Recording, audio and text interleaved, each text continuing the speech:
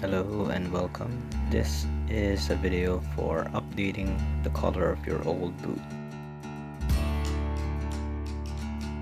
This is the original brown color of the old Milanos before. They are really cheap, about 1,200 pesos. This for a few months, so I decided to change based from another video I saw in YouTube.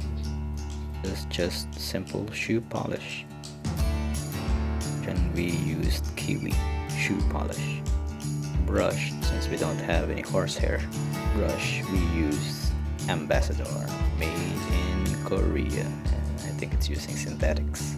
This spray buffing and painting. Acrylic paint is optional for the brown garter area. The finished product after all that buffing and painting. Total effort is about less than an hour. So hope you like it, and thanks for watching.